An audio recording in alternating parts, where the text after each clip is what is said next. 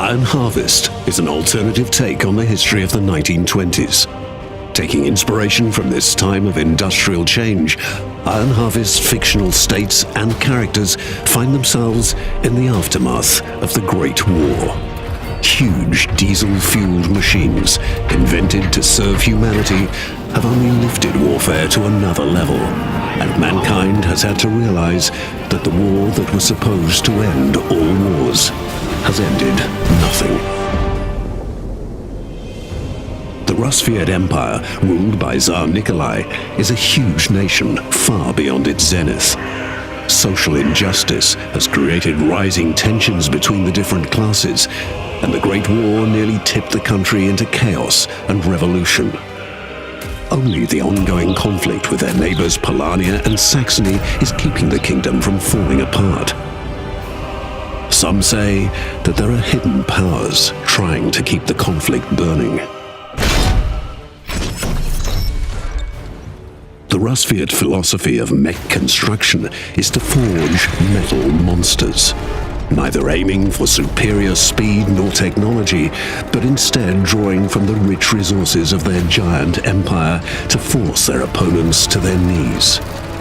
But that method of wasteful construction is getting more and more problematic, as the rivalry for these rare goods is one of the reasons for the conflict itself. The SHM-69 SERP best illustrates Rusvet's philosophy. With heavy armor like this, it's easy to bring knives to a gunfight.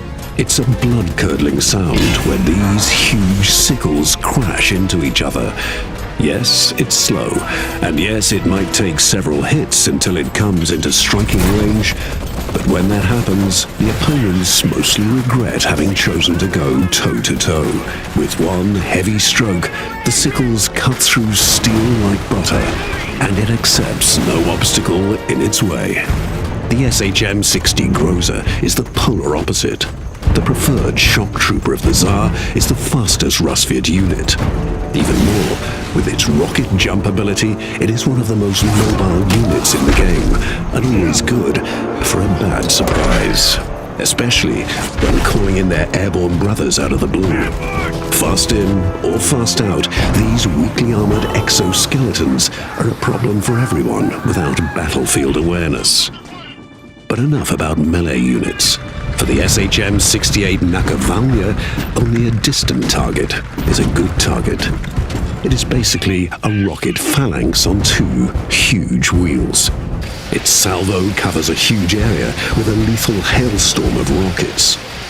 Who needs precision when you can fire dozens of rockets within seconds? Unfortunately, the Nakovalnya is very slow and vulnerable if the enemy gets close. So it's best if they operate in the back line, well guarded by their comrades. Olga Morozova is a Rusvet operative working tirelessly to protect the Tsar and Mother Rusvet from internal and external threats. On the back of her Siberian tiger Changa, she is able to quickly get behind enemy lines and take out critical targets in silence. She is a stealthy and deadly unit that can wreak havoc among infantry up close with her blade and with her MP in mid-range. And she has even more tricks up her sleeve. If Olga is around, no one should feel safe. The Rusvet army is suffering from great losses. Many men have died in the ongoing skirmishes, and the Rusvet people are starting to question the motives of that conflict. Long live the Tsar is still echoing in the streets, but dissatisfaction is growing among the people now that the outside threat is becoming more and more eliminated.